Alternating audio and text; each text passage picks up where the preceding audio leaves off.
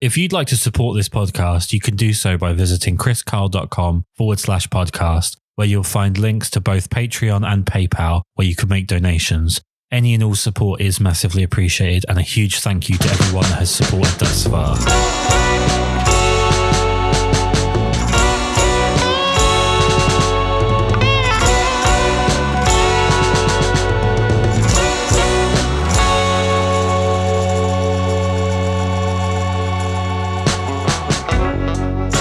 So after what feels like an absolute eternity, it's actually been about a month since the last time I recorded one of these. Nice little enforced break for some mental health and some getting away from a computer now that it's legal to do so. It's wonderful to be back doing this, but it's even more wonderful to be talking to one of my absolute favorite photographers in the world, which is Nathan Elson, the man who sounds exactly like Ryan Reynolds when he's on Zoom, which is such a wonderful quality to have. How are you, sir? I know you've recovered from COVID, but things are still going on. Talk about the last 6 months. How's things going?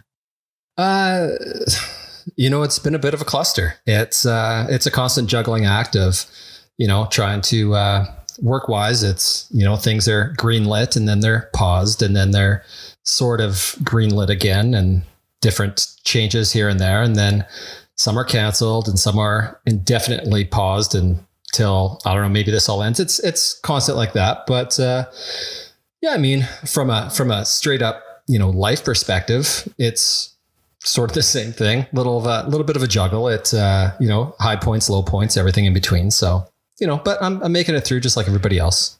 Well, obviously the first thing is that we have to make sure that you're back and healthy, and that's the most important thing. But also from just a selfish point of view, as someone that's consuming internet by the metric ton, it'd be great if we could just get lots more videos and lots more things to distract me from what is inevitably just the downfall of humanity, which seems to have happened over the last 12 months. Yeah. One of the big things that's been a big plus for me is watching your How I Got the Shot videos. So for people that haven't seen them, I'd highly recommend just pausing at this point and going and watching them. But I think we talked a little bit about this in the past, and I've talked about this with a few different photographers, but what's the drive for you in showing what you're doing? Because it feels like a lot of photographers are quite closed off, and and not just photographers, but creatives in general, they're quite closed off. They don't want to reveal much about their process and so on. So what's the driving factor for you wanting to share that stuff? Honestly, it's just, I don't know. I've always been a big proponent of community. I just think that the better that we all do, the better that we all do. So it's one of those things where, I don't think I'm revealing any deep, dark trade secrets or anything like that. Like I didn't, create these lighting styles and stuff like that. It's just different things that, I've seen and emulated, or different things that have popped into my brain that I've, kind of put together myself. But it's all just photography. We're all using the same tools, and we're just using them in slightly different ways. So honestly, even if I show somebody exactly how I took a specific portrait, which is kind of funny because one of my my recent videos where I had the model laying on the kind of the floor of the studio with the white backdrop, she had the long black leggings on. Yep. The amount of images that got sent to me privately through like Instagram and stuff like that saying, "Hey, check this out. I tried to emulate that shot," was hilarious. I thought that was actually pretty cool type thing. But really, all of those people doing the exact same thing, none of the photos look the same. So, it's one of those things where I don't think showing people how to become better at this is in any way a detriment to what I do as a photographer. If anything, it'll help kind of raise the bar as to, what clients can expect. And in the end, I think that just makes us all more money. So I don't know. The YouTube stuff is just, it's fun for me. It's a way for me to distract myself from everything that's, a part of this insane world that we're in right now. I could either sit at home and browse the news feed and get all depressed, or I could come into the studio, make some stuff and, share it and have a little bit of fun with it. So I'm just choosing to go that way. Well, I feel like anybody that feels that they have to closely guard what it is that they do probably isn't researched enough themselves to know that they're probably not doing anything original. No, and that's what I was going to say. To anybody who thinks that they're completely original, they're batshit crazy.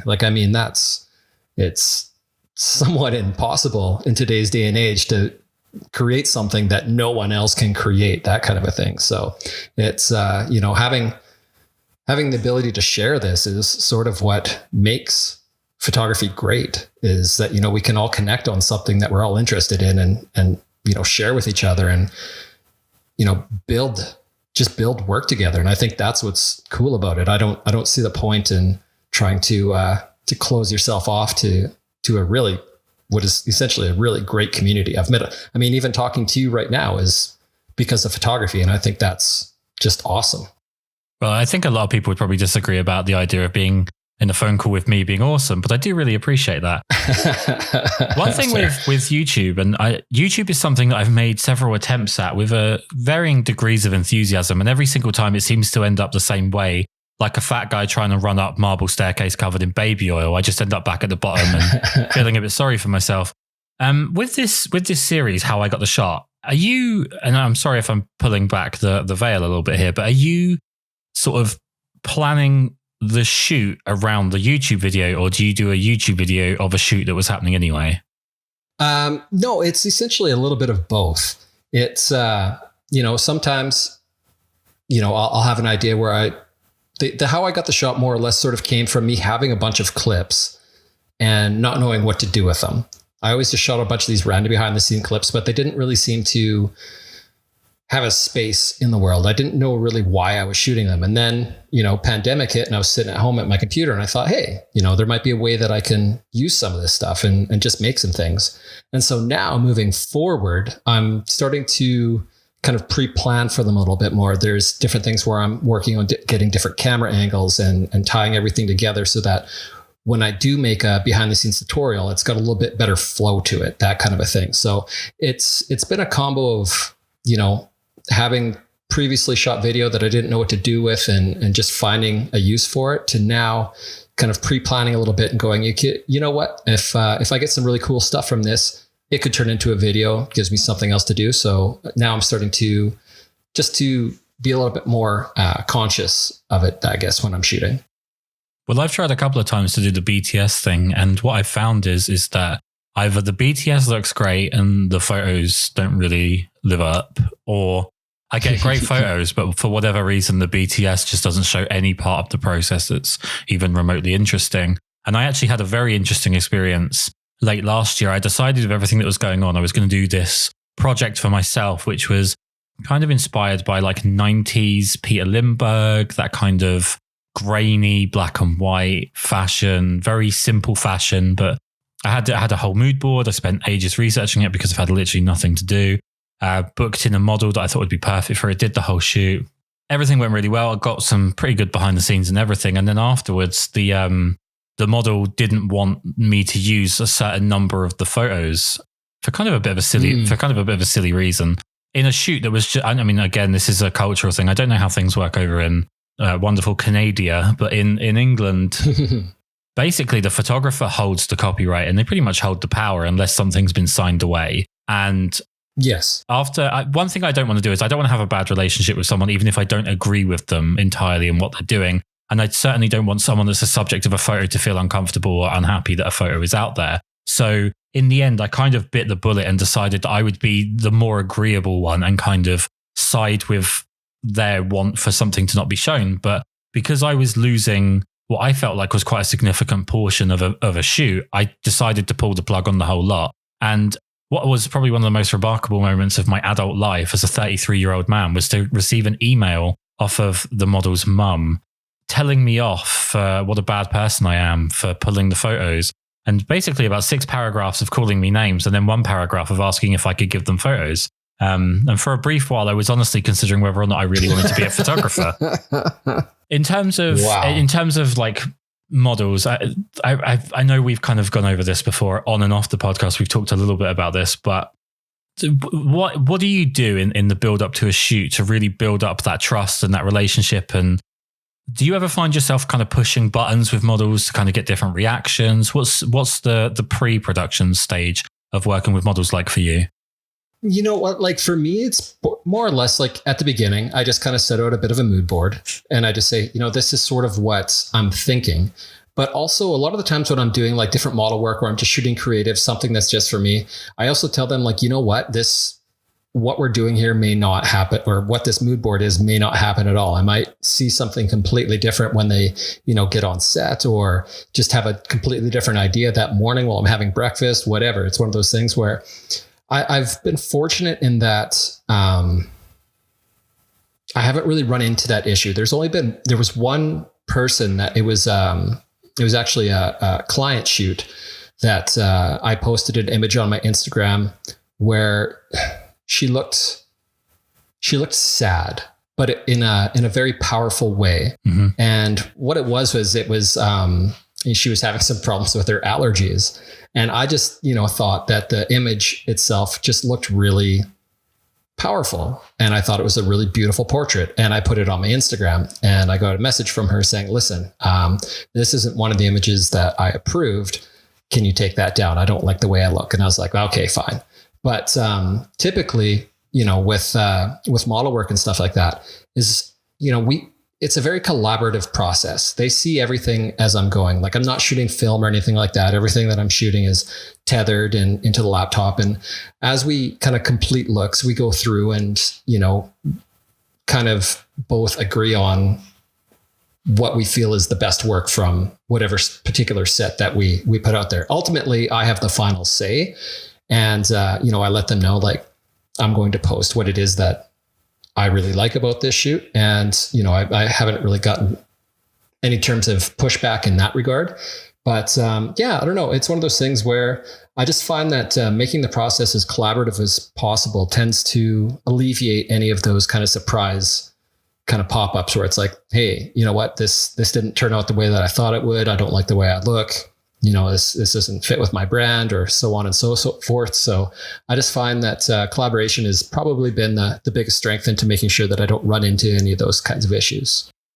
Well, the word you use at the end there, brand, is quite an interesting word now, because, I mean, going back 15, 20 years when I was a kid, brand was, big name brands. It was literally companies. Now people talk about brand in like a personal sense of like the way that they're seen. And I feel like social media has turned everyone into like a bizarre self-capitalist, all whilst posting about how much they hate much they hate capitalism. It's a wonderful irony.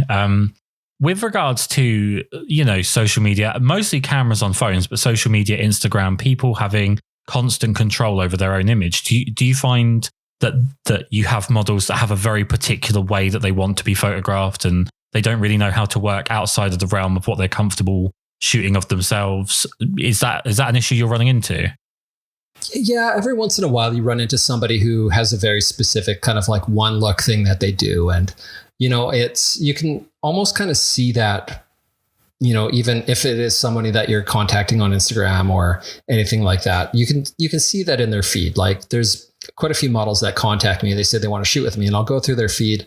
And if it's just sort of like this one face that just is apparent in every single image, I usually just say no, because, I want to create something that, has a little bit of range to it type thing. But that being said, I mean, sometimes it's on the photographer too, just to figure out how to direct. And, maybe every once in a while there's, people that I've worked with that didn't have great images, and they just needed, some better direction on the other side of the camera to let them know, if you do this, then this will look better. And I do direct quite a bit in my shoots, and, I'm not afraid to like pose myself and like, have the model step out of the way and pose how I would like them to pose, just in order to kind of like nail what it is that I have in my head. So, I mean, in some ways, yeah, like working with a model that absolutely knows how to move their body and everything like that is fantastic. But, some of the onus needs to fall on the photographer is, their ability to direct and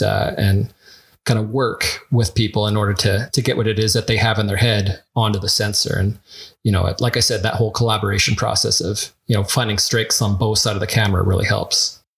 Well, I don't think it's really fair considering the difference in looks between me and you. You're talking about getting up and posing and showing how it should be done. And I look like a sack filled with cake mix, and, you look like a 90s German supermodel. So that's not really fair. But thank you. Your work though, like I've been looking at your work lately on Instagram and it's mind boggling. Like you're posting some insane stuff right now. I don't know if you're shooting film or if it's just the process that you're putting through, but it's beautiful. Like I'm a huge fan.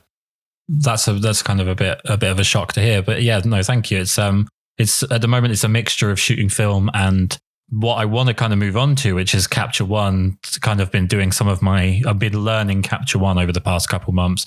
Mostly shouting at the computer more than really learning anything because I come from Lightroom and Lightroom is so ingrained in my DNA that I'm like frustrated that I'm not finding all the same keyboard shortcuts and things are moved slightly differently on the screen and there's different names for different things. And one of the reasons I actually really am pushing myself to learn Capture One and to incorporate into my workflow is these how I got the shot videos really makes me want to find out more about what Capture One can do, because I do think there's a legitimate difference between what you will get from different sort of interfaces that you're editing from. I probably need you to just give me a bit of a pep talk here, but can you just sell me on Capture One so I can keep pushing through this wall? Well, the thing that was the major indicator of why I switched to Capture One was the tethering function. It is lightning fast. Its ability to chew through RAWs is like instantaneous. And I came from a Lightroom background as well. And, you'd load in a shoot and then you'd spend the next 15 minutes waiting for it to, create previews, that kind of a thing. You'd flip from one image to the other and you'd have that 1 or 2 second delay before it pop in. And I don't know, with Capture One, it's all just like crazy instantaneous. I've been using Capture One now for the last few years. And the newest version that's out now, I don't remember if it's 20 or 21. I don't know. I've got the latest version anyway, and it's just so fluid. The before and the after sliders, the color management, the ability to just kind of like apply your styles and just do really quick tweaks and stuff like that. It's just so easy to use at this point. Like it's just so fast and flawless that I don't know. I loaded up Lightroom a little while ago just for giggles, just to kind of see what it was like. And it just felt like I was editing on a machine that was like 30 years old. It just seemed so bloated and sluggish and just, I really wish they would just start from scratch with Lightroom and stop with the updates and just rewrite a completely new program that's, kind of kicked out all of the blogging that they have or whatever it is that's slowing them down and just streamline it like they have with Capture One. And, I think they would do a lot better. But I mean, obviously the big seller point with Lightroom is that you can package it up with Photoshop and you get a nice deal. Whereas with Capture One, you either buy it outright, which is what I do, or you go onto a subscription base, but now you're working with, 2 separate entities. But honestly, they work so fluidly together that I don't know. I just don't even look at Lightroom at this point anymore. It's just Capture One kind of once you figure it out. And again, like I said, I came from that Lightroom background as well, and kind of relearning a new interface when you've already spent so much time learning a previous one is really hard to like dedicate yourself to. You kind of just want to go back and be like, look, I already know what Lightroom does. I'm just going to go back to that. But once I kind of went through and started really figuring out kind of Capture One and what it's capable of, I was just like sold instantly. It became such a life-altering part of my workflow that I just can't imagine going back to anything else at this point. Well, for me, the only drawbacks I've hit so far, the ones that are genuinely slowing down my progress with just getting straight into it, is when you're selecting multiple images to kind of see. I like to shoot in sets, and I'm like crippled by OCD, wanting things to be consistent. And if I export images and one of them is, a tenth of a stop darker or lighter than the rest of them, it drives me to despair. And with Capture One, it feels like it's not particularly helpful that you get 12 images that you can see at once, and then you have to cycle through the rest if you're doing more than 12 in a comparison. That I find really quite frustrating. And I'm also used to using my loop deck with Lightroom. And for me to use the loop deck with Capture One, I'm going to have to buy a new loop deck because the loop deck that I've got doesn't work for Capture One. So that's like the other thing is like really the best case scenario for me would be would be taking all of my wedding work, all of my portrait work, everything that I'm doing. And I also use, one thing I absolutely love Capture One for is I've been converting negatives with Capture One. So I've been photographing them with a macro and then tethered, and then they're immediately converting by just inverting them. And it gives you a lot of control compared to Lightroom. I just wish there was like a couple of little things that would help what I'm used to liking about Lightroom. If we could incorporate that in, then I could absolutely walk away from Lightroom without much fuss at all. I need to find out who it is I'm allowed to shout at in an email so they can call me a Karen, but then eventually see that I'm right and hopefully find those points. I mean, outside the loop deck thing though, because I'm not, I've never used one, but like in terms of, anything that the software can do in Lightroom, there's got to be a way that Capture One can do it. Like, I mean, I think you just got to do a little bit more digging. Everything that I've done so far, every time I've tried to get it to work any which way, if I try and like up the exposure, it starts changing the background color of Capture One. Or if I press for like a 1-star rating, it jumps to a different image. And it just, obviously I'm fine with the fact that I am like technologically completely dyslexic, but if it, that's the one thing with people like me is we probably don't do that much digging. We just go to the easier alternative for the time being. And if there's just a way that they can incorporate that stuff, it'd be much better. One thing I was very lucky with, and a big shout out to a wonderful photographer who, if you're not aware of, I think you'd be a big fan of, called Karl. He's been on the podcast a couple of times. Wonderful guy. He was the one who taught me how to convert negatives. He also helped me out by giving me a load of styles, which is I really don't like that name, but it's the name for presets in Capture One. Mm-hmm. And that really got the ball rolling, because then I started to be able to sort of reverse engineer them. And I think that's a good way to learn a software, is to kind of start with something that's finished and work your way back, as well as start from 0 and work your way up to 100. So it's kind of, you get both ends of the spectrum on that. Right. With regard to styles, you are offering styles, you make styles for Capture One. I do. Just take me through the process of how you go about doing that. Is it something where you are selling, you're packaging up what you use yourself, or is it something where you're kind of making them to be as generic as needs be? No, like it's stuff that I use myself. And like I did release a pack, I don't know, I guess it would be probably a month ago or something like that. Basically what it is over the past year, because I mean, with everybody, your lighting styles change, your editing styles change, you become less aggressive on some things and more aggressive on others. And you just kind of refine your look, if you will. And I just found that, some of the styles that I had created and used in the past weren't really matching up with what I wanted to create at this point in time in what I'm creating. And so I was making different styles and stuff like that, because the way I typically like to do it is when I get on set is as my images come in through the tether, I have a style applied to them. And that way, either my clients or, just the people I'm photographing can kind of see somewhat close to a final product. So it really helps when you've got an art director or somebody there that, they can see the image. Or if I'm shooting something that's more portrait based, where they're not used to seeing a raw image, they're only ever used to seeing the final images, it gives them a better idea of what it is that the final product is going to look like. And again, it just increases their confidence in the final product. So I just found that, I always like to apply a style as it's kind of being tethered into my system, and it takes a lot of the work out of it. And I just realized that, I had, a variety of these different styles that I use for various ways of lighting my work. And I just realized, it's, I think other people could benefit from this as well. And so, I put it together as a pack, and I put it up on my Selfie store, and people have been really pumped about them, which is great. It's one of those things where whenever I put something out, whether it's a video or a product or something like that, I always have like this recoil fear of like, somebody's going to send me a message and be like, this sucks. Like, why would you even do this? Blah, blah, blah. And I'm like, always just constantly like, whatever. With YouTube, I still get that. That's fine. I mean, it's free content. What are they going to do?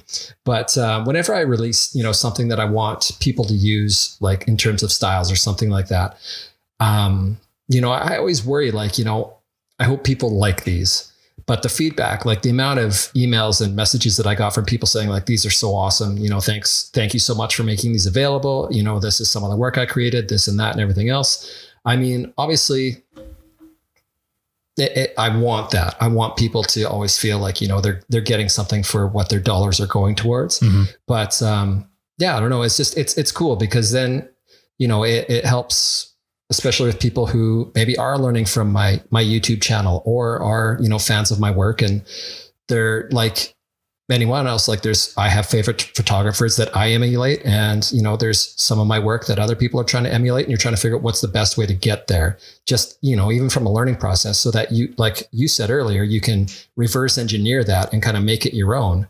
But this just kind of helps them to get to that final point a little bit faster type thing, so they can figure out what they want to do with it once they kind of reach that stage of the process. So yeah, it's been great. The feedback on them has been fantastic. And I mean, it's stuff that I use myself. So I don't know. I don't see the point in making something that I wouldn't even use and try to sell it to the masses. It seems pretty disingenuous and kind of snake oil salesman-y, and I'm not that guy. So, well, it's funny you say that, because one thing that I think people either love or hate about me, and I mean just generally in my personal life, let alone online, is that I don't really have a filter for, I shouldn't say that.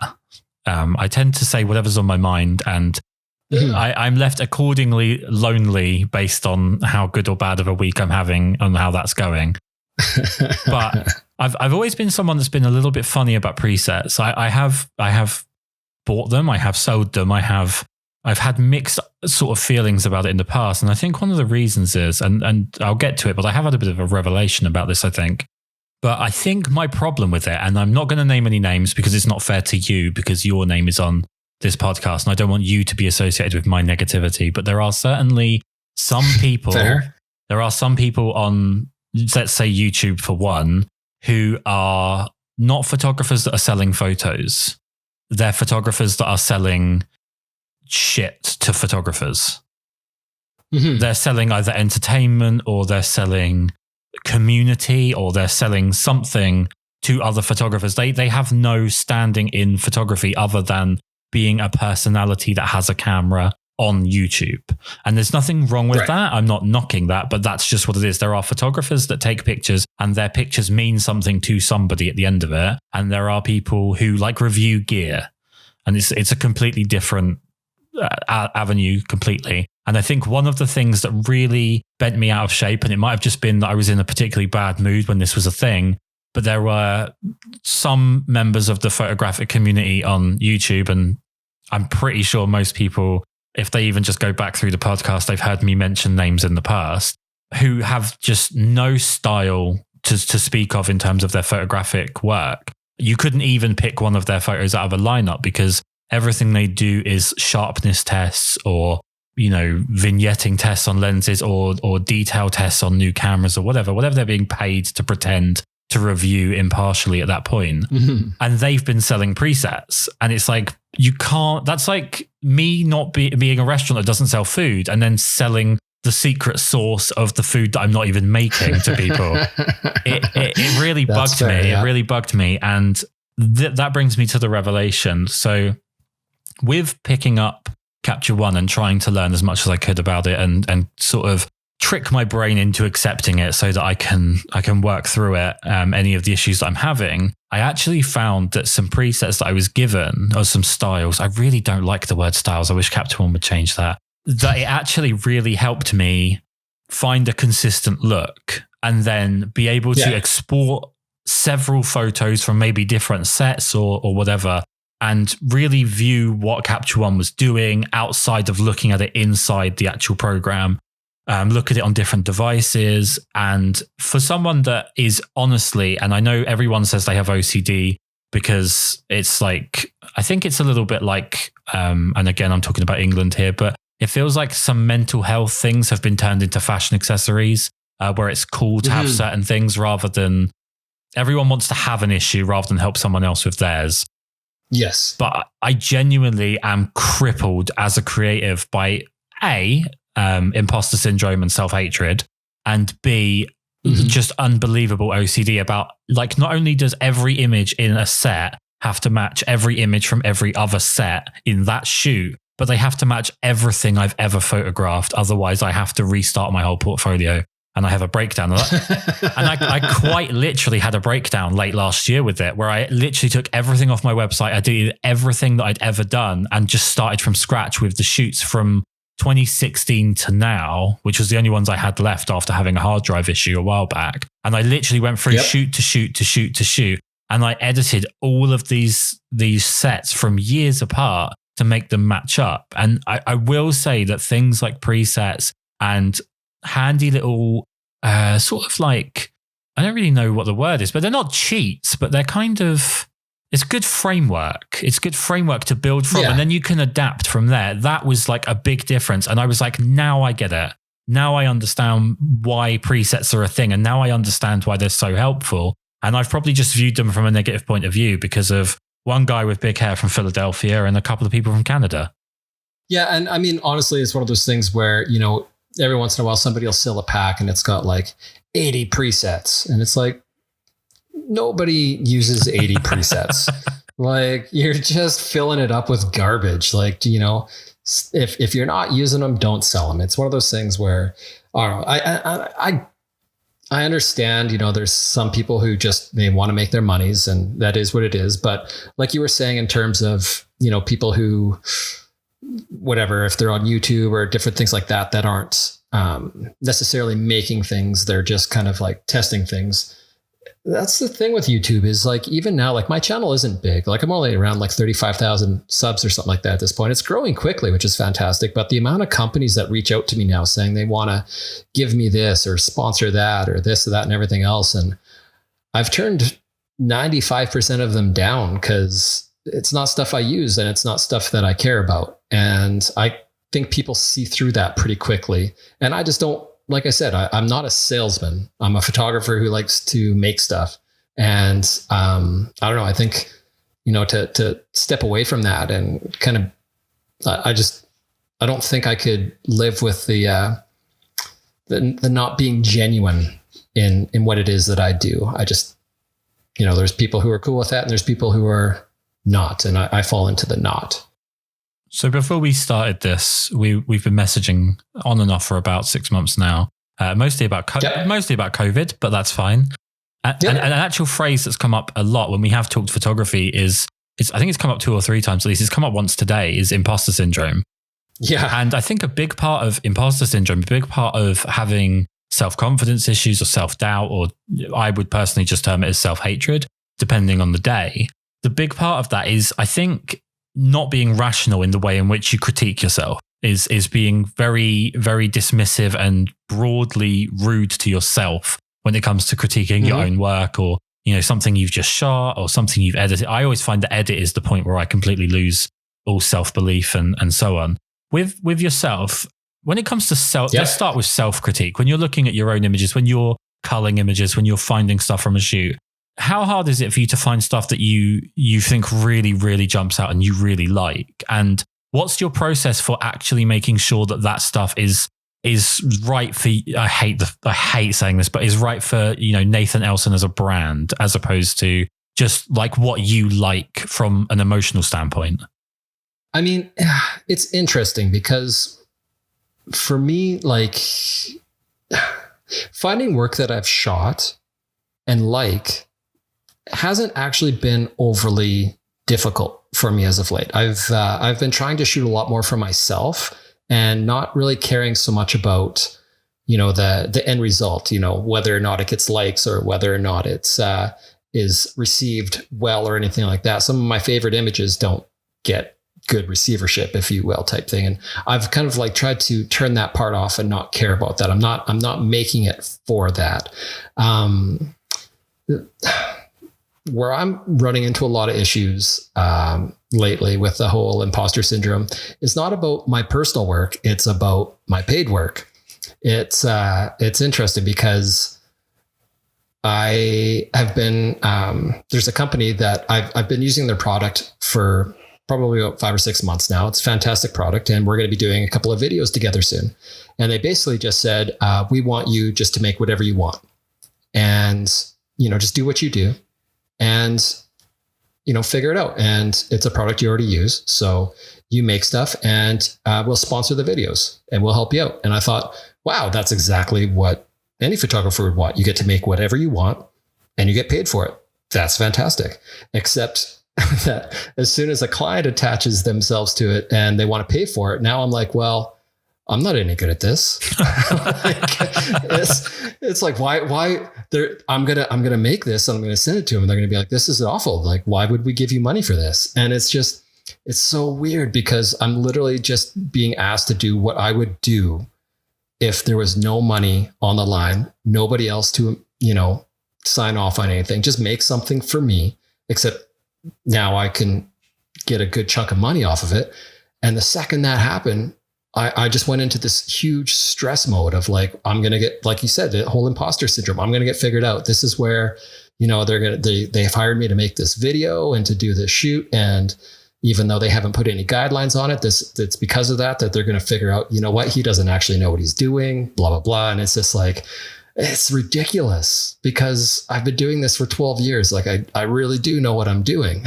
Like what I do doesn't happen by accident, but man, your brain can just do some really dumb shit sometimes. Like it's so weird. So I've got this shoot and I'm planning it out right now. And it was like, I was initially going to shoot it today, but I was like, I didn't feel ready. I was like, no, I got other stuff I got to get ready for. So I'm going to do it on Tuesday.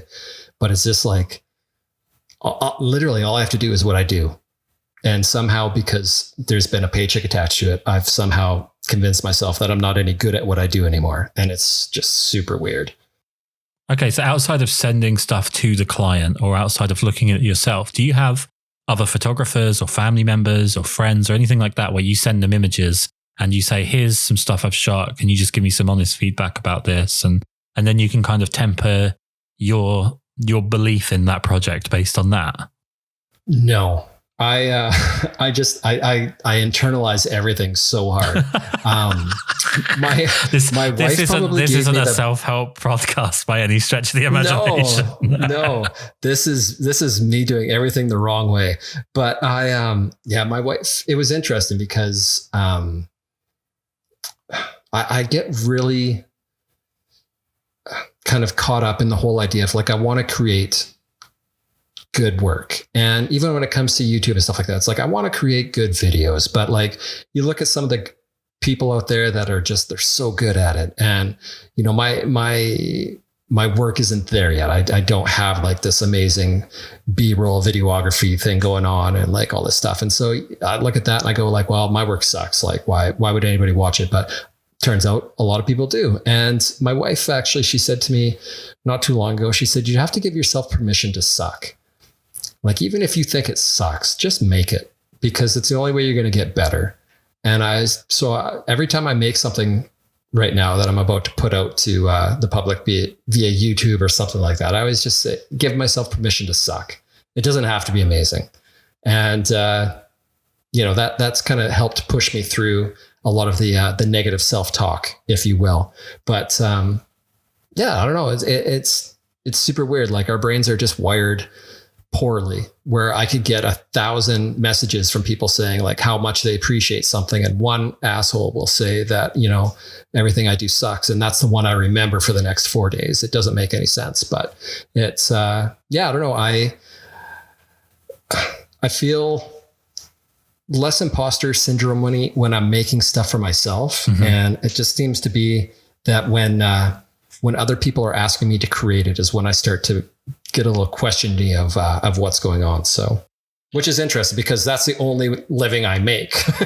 People hiring me to make photos. So it's just been weird. Well, I don't want to, sort of say the wrong thing here, but in a way, it's incredibly helpful for other people that you have that feeling, because there are people, obviously there's, 35,000 is not a small number by any stretch of the imagination.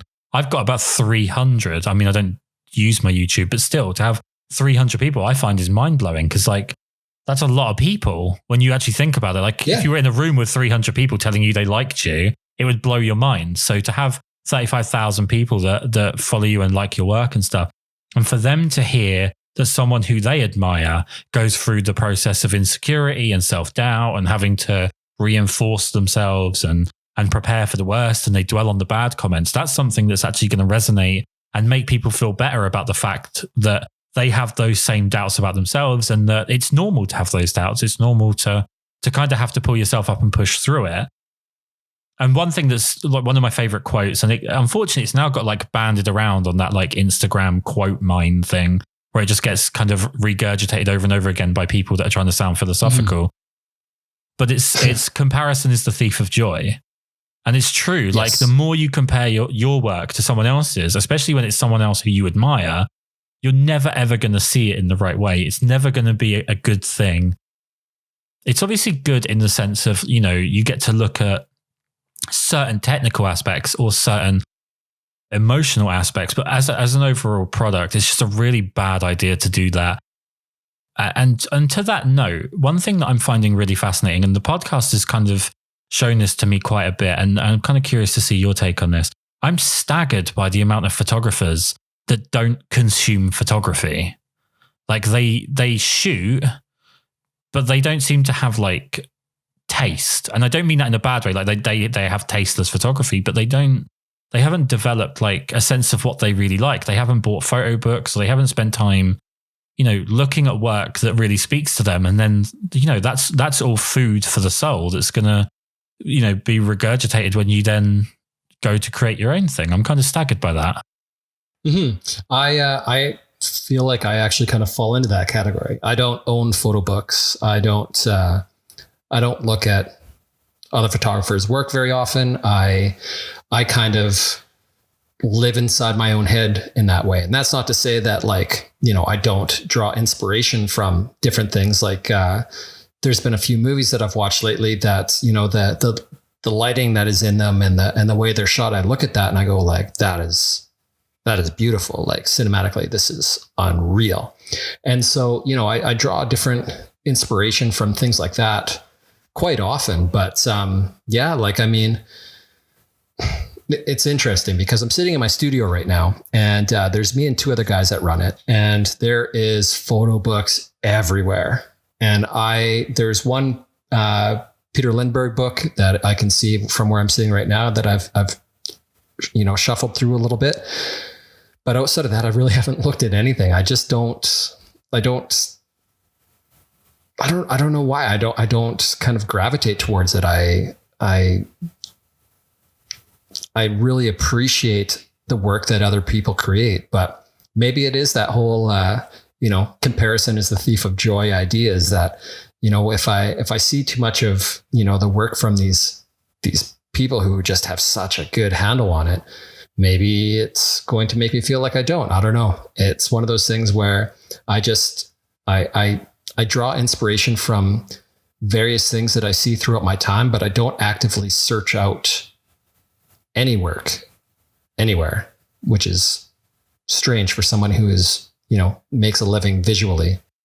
Yeah, it's something I find fascinating. I couldn't imagine watching an interview of, you know, Tarantino or Scorsese, and they're like, yeah, I don't really watch films, you know? Yeah, it's so strange to me.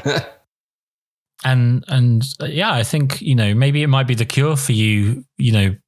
I'm not speaking for you and I don't know you well enough to like make this a real thing, but it could be a cure for you being inside your own head about stuff, because, you know, your work is absolutely phenomenal, and I go out of my way to pester you quite often to talk to you about stuff and ask you questions. So the level of annoyance that I create to you should be a barometer of how good you are at what you do. And I'm quite annoying, therefore you are very good at what you do. That's how you should work these things out.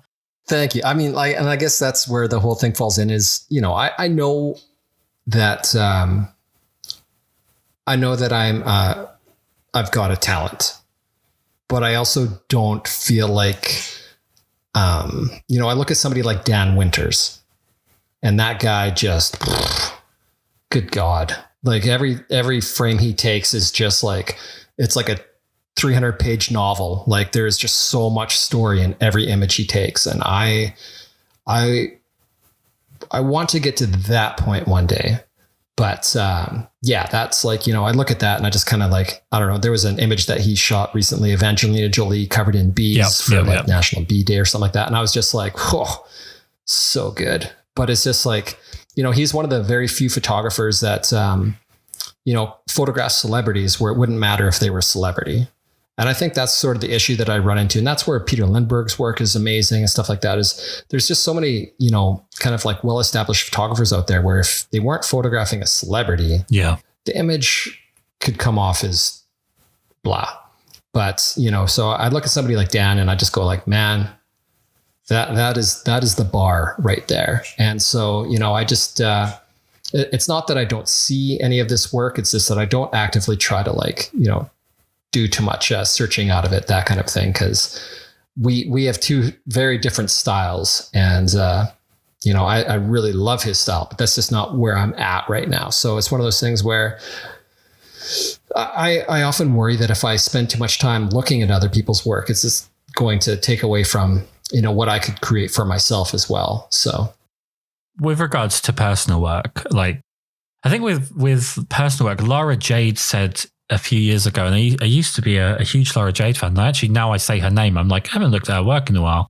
But Laura Jade said that, I think she said 65 to 70% of her work is personal, and then the rest is commercial. And that's how she stays A, enthusiastic and interested, and B, it's how she keeps her style evolving. Because if you just do client work, you eventually become, an e-commerce photographer, and you end up shooting just for the sake of the same lighting setup. Everything's clean, everything's simple, and nothing's ever pushing you creatively. How much of your work is personal and how much of it is commercial?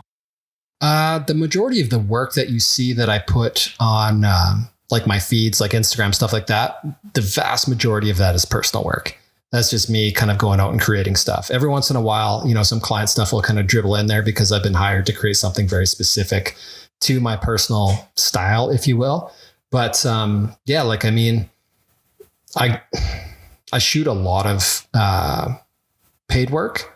It just doesn't necessarily make it into my feed or my website type thing. And that's not to say that it's not work that I like, but it just doesn't kind of fit in with what I've been creating on those platforms, that kind of thing. So it's, I don't know. This is my sole source of income. Photography is how I've made a living, supported my family for, the last 10 years. So it's, I'm obviously shooting a lot of paid work.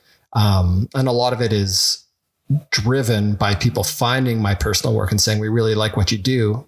We can't necessarily, do exactly that, but we really like the aesthetic. Can you kind of manipulate it to fit what it is that we need?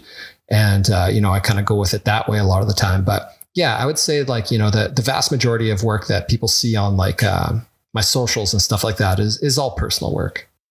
If I jump back really quickly to critique, because I wanted to do it in 3 parts, and then I did what I normally do, which is I distract myself and I missed out the last part. Mostly I'm actually distracted because I'm looking at your website as we talk. And I think I said this on the last one, or at least said it to you before or after we recorded the last one. But I love your industrial work. I think it's probably your best work. And I know that may not be what you want to hear, but I absolutely love it. And yeah, it's one of my favorite things to shoot. It's just not a lot of it that's available at this coronavirus time in life. Yeah, that's fair enough. It's something that it really doesn't get touched on much by sort of photographers that actually speak about their process. So if at any point you want to work some of that in, I can guarantee you'll have at least one very interested viewer. But heading back to critique really quickly. So we've talked about self-critique and taste and developing taste and so on. But let's talk about when you're looking through Instagram, or when you do on the rare occasions you are looking at other people's photos. What's your process of breaking down whether or not you like a photo? Are you quite technical with what you like and don't like? Like you said about the wonderful images of Angelina Jolie taken by Mr. Winters. The process that you go about realizing that you really like that work, is it just an initial emotional reaction, or do you break stuff down from a technical point of view? It's mostly just, do I find it interesting? And, that it's one of those things where, I'm not the type of guy that's like, oh, this light could have been technically this or that or anything like that. I don't approach things from a technical perspective. For me, what tends to draw me in is just levels of interest, like what's going on in the photo that's making me want to stop and look at it. And a lot of the times it's images that play a lot in shadow. I just, where you have to stop and actually look at the image and try to like figure it out a little bit. Different images that in terms of toning and stuff like that, like the way Winters grades his work and stuff like that is just, I don't know, there's like a muted beauty aspect to it that is just so clean, and I don't know, I just love it. And then obviously, he's just really good at finding the personality in his subjects. And so, it has to be images that, either anything that just makes me stop and look for a couple of seconds, like just to take a second and go like, wow, this is actually a really cool portrait. And, there's different photographers that I have on Instagram, stuff like that I can't even name their names right now, but their work is stunning type thing. Like they're not big names at all, but whenever one of their images comes across my feed, I'm like, wow, that's actually really cool. And so for me, it's more or less just anything that can stop me for a second and make me pay attention.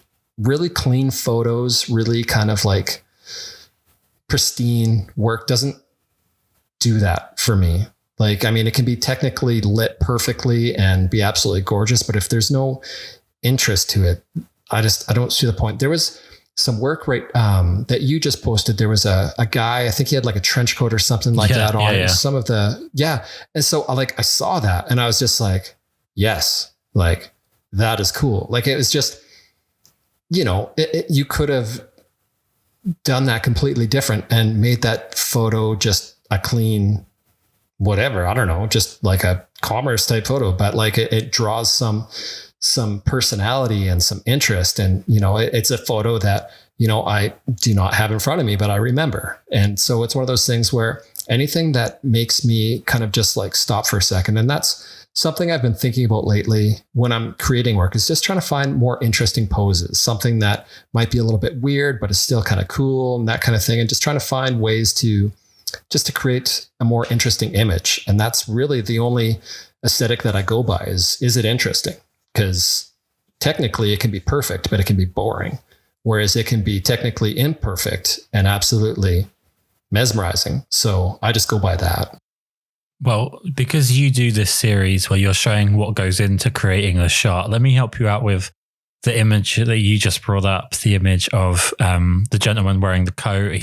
So for people that haven't seen it, it's like a gentleman's, I don't know what the name of the type of coat is. And really, for a guy that has shot fashion, I know nothing about fashion, but it's like a very nice, smart jacket, no shirt because he's cool, and a pair of jeans. And what's really funny, so I'll tell you a little bit of the story behind this, because it was quite a jarring shoot. The guy was awesome. The shoot was awesome. It was a lot of fun. But we're shooting the set. He wanted to shoot this jacket. I was shooting on a little home studio, like I didn't have much space.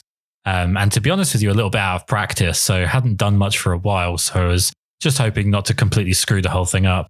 And there's a book that I was given very generously by a photographer called Eli Warren, absolutely phenomenal photographer. He's got two great books, The Coat Project, which is the one I'm referring to, and another one called Skin. Both are phenomenal books. Absolutely go and find them and buy them. They're great. The Coat Project is a series of different actors and models and performers all being given the same coat, and they just model it in some way. And there's all these different interesting variations. And I used that as inspiration because this guy wanted pictures of this coat. And so we started doing like the fashiony thing. He's got like no shirt on, but he's got the coat on. It's kind of lots of attitude. And then he says to me, do you mind if I do something that's like, a little bit more kind of sexy and seductive? And I was like, firstly, like I'm sure you can hear it in the tone of my voice. The word seductive is not a word that I should be using ever. But I was like, okay, so what did you, and before I could even finish, he just pulled his trousers down. And there was that moment when my whole life flashed before my eyes, because it was, I'm quite an upright character, and it really caught me out.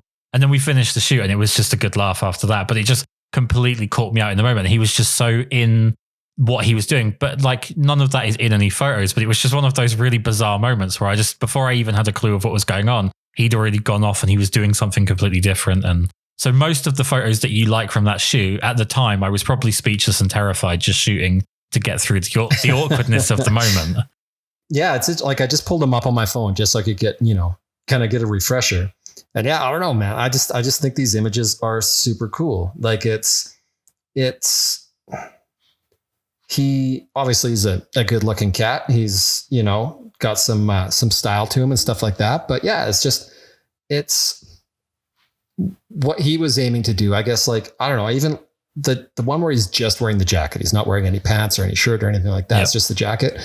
But it's shot in a way that isn't like glamour. Yeah. And I think that's like the one thing I always try to avoid is I don't want anything to be like glamour, but it's still just, it's cool, man. I just think it's a really cool shot. It's one of those images that would make me stop and go like, wow, that's really well executed.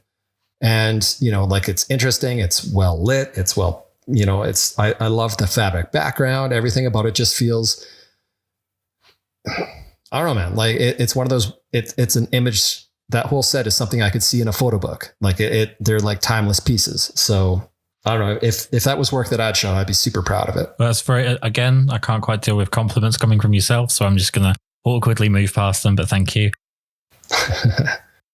Just going back to what you said a second ago. So you were talking about, you don't look at other people's work from a technical point of view. And then before that, you were talking about how you put stuff out there. And if you get like one negative comment, you can dwell on it compared to all of the positive stuff. So right now that we're kind of collating all of this information in one place, and I'm thinking this might be the first time someone's had this conversation with you, because it's the kind of conversation that I don't think a lot of people would want to have with someone else and have that much of an interest in someone else's work, but I do. Do you think it's kind of ironic then that for someone that doesn't look at other people's work, doesn't critique other people's work, or doesn't judge other people's work based on technical elements or anything like that, you just go by kind of like emotional resonance and how something speaks to you, that you worry so much about what other people are going to think. And in your words, they might think that your work, and it doesn't sound good in an English accent, but they might think that it sucks. Mm-hmm. Is that not strange? I mean, I think anybody who makes anything and puts it out there for the masses to judge can have a little bit of, just like a recoil effect to it of wondering, how will this be received? That kind of thing. And I don't know, like as I move on and as I get later in my years and all those type of things, it doesn't affect the work I create as much. I don't understand why people have to be dicks. I don't get it. I don't understand the purpose of like going out and trying to, put someone down for making anything for that matter, whether it's good or bad. Like, I just don't see the point in it trying to inform people that you do not believe that, the work is up to your standards, whatever that might. But I also find that, 99.999% of the people who say those things don't have a single thing out there in the world for other people to lay their judgments upon. So I don't take too much of it. Like, it's not wrecking me in any way. But yeah, it's just weird how, our brains are wired that when that one negative thing does come in, it does seem to have like, lights lit upon it type thing. Like it'll blare through. Like I said, I'll get the vast majority of the feedback that I get on anything is extremely positive. And my clients and the people I work with are always super pumped. And it's always some random person from who knows where with an internet connection that's got something to say type thing. And they're, for the most part, just looking for a rise out of people. But I don't know why our brains kind of like give that the attention that they do. But I just find that, I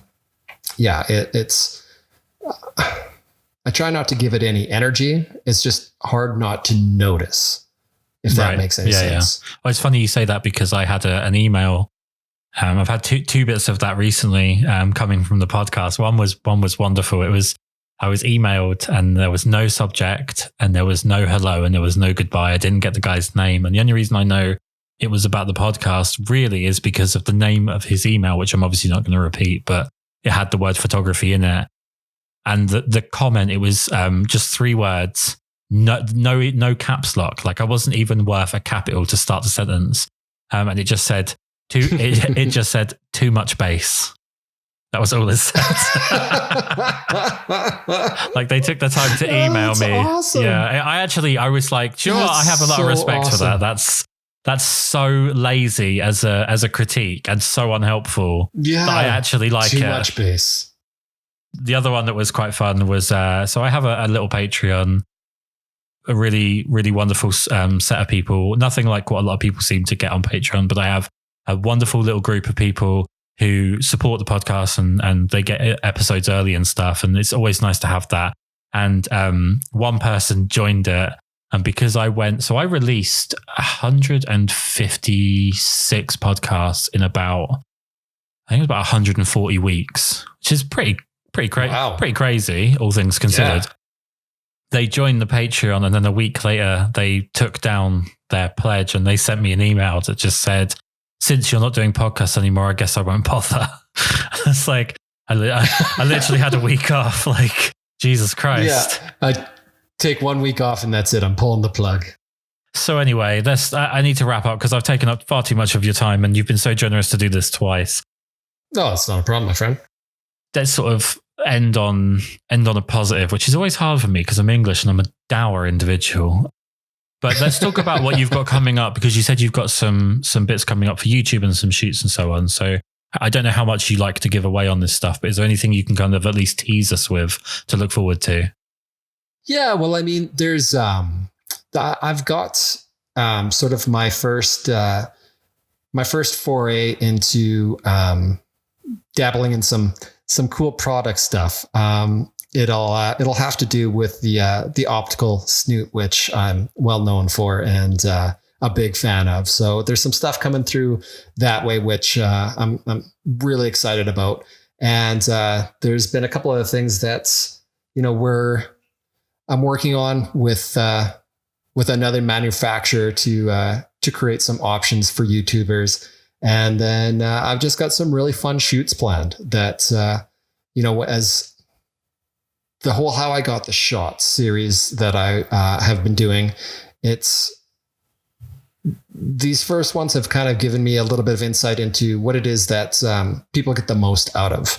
And so now I'm starting to kind of cater towards, what is the most beneficial information to people that I can put out there while still having fun and, making some stuff for myself as well. So, there's some interesting things coming down the line over the next, say, 2 to 3 months that I'm pretty jazzed about. It'll, it's the weather's warm and things are happening, and it's a nice shift from what this last year has been. So, I'm excited to be making stuff. I think that's kind of the biggest thing is right now I'm just kind of dedicating all of my energy to making things. And, that's been a huge thing for just, keeping my brain in the game and making the best of this so cold life that I can type thing. So, well, you've got lots of time free as well, considering that Calgary Flames didn't make the playoffs. So I apologize for that. Oh yeah. I had to get one stab in. There you go. Everyone needs to go and watch your wonderful series of How You Got the Shot. So could you just do me a favor and plug your YouTube real quick? Everything is easy to find on me. Everything is just Nathan Elson. So, not Nathan Nelson. People often put in one too many N's in there. But just youtube.com/Nathan Elson. My Instagram is @Nathan Elson. My Twitter is @Nathan Elson. And that's basically the only places you'll ever see me in social. And the last thing, obviously, I want to make sure that people can find, because of the use that I've found for it. If they are dabbling in Capture One, or if they are new to using it, or if they are still finding their feet with it like I am, or they're just looking for, and I'm really not on board with the word styles. I'm really not on board with it. Yeah. I don't know why I've got such an issue with it. I don't know why it's such a bee in my bonnet, but I'm not happy with it. But where can they go to find your wonderful Capture One styles? You can either go to my website, which is nathanelson.com, or you can go to selfie.com/Nathan Elson. Obviously, it's such a wonderful time always to speak with you. Such a huge fan of your YouTube and your photography. Thank you for all of that. Thank you for taking the time to do this. And one last thing, it dawned on me that you're going to be one of those people that gets better looking when you go grey. And I'm very, very much not happy about that. My wife called me a creamsicle the other day. My beard is starting to fill in that way, but I've got that token red ginger skin. So, I'm trying to figure out how to balance that out as well. But yeah, I'm excited for the gray. I think it's, I'm hoping it fills in well. Well, I can't wait for my beard to turn grey because then it'll look like I actually have wisdom as opposed to just looking like I don't own a razor. You've got the big beard though. You've got that big, put some work into it beard that I've never gotten to that place. So I've got the kind of beard that if I sit on a bench for too long, people start flicking change to me. Fair. Thank you so much for taking the time, man. Yeah. Thank you for having me, my friend.